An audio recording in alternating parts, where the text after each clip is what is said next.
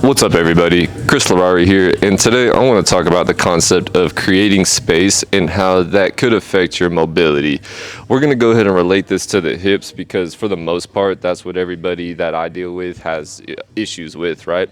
So, what I mean by this is if you look at Bony Tony here, I want to go ahead and go into a couple of things, right? So, whenever it comes to creating space, what I mean is right here you have the acetabulum of the ilium, right? And then you have the head of the femur, okay?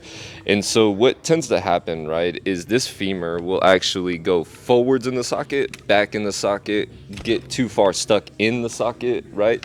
And so what that does is that limits space. So if this femur bone is pushed all the way to the front of the socket, right, then whenever we try to rotate inward, if you notice, it's going to limit that space that's available for it to internally rotate. Now, it's going to create more space in the backside to allow more external rotation, but as for internal rotation, that's going to be a little bit different, right? And then the same thing goes for the opposite, right? So if this femur bone is too far back into the socket, then external rotation will be limited, but internal rotation will be allowed.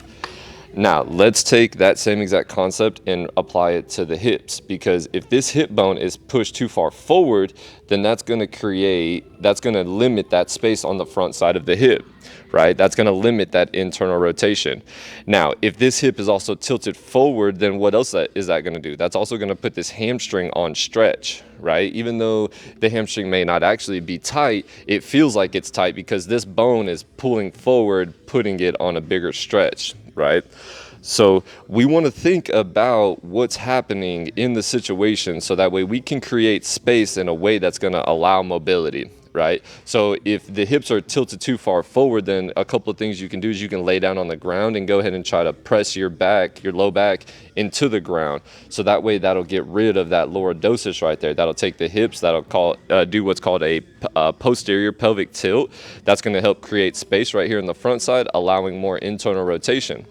Now, if you already have space around it and it's more of a structure thing, what I mean by structures is it can be the bone, but it can also be the muscles. So if the muscles are limited, then you want to think about applying pressure, right? So different soft tissue modalities by applying pressure, like let's say that it's his hip flexor.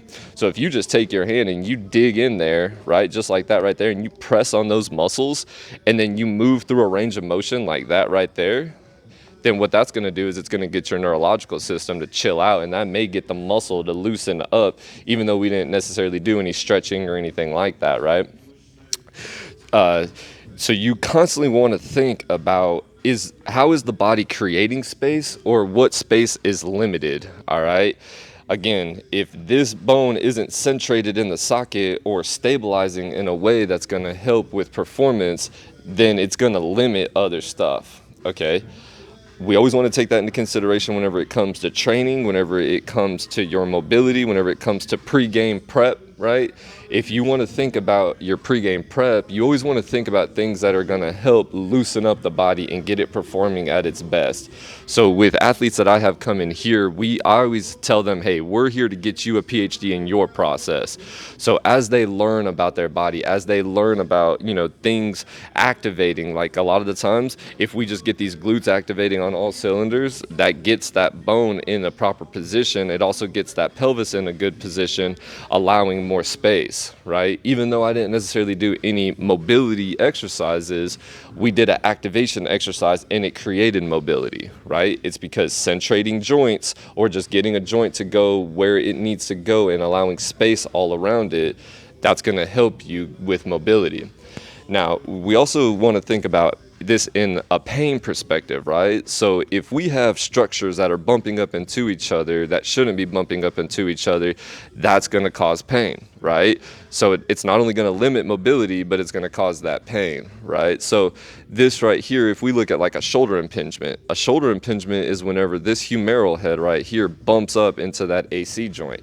If you notice right here, there's no space, and those structures or the bones are pressing into each other. A lot of the times this causes pain. Now, I'm not an advocate of you are your MRI because there's a lot of situations to where, we can have something like that and there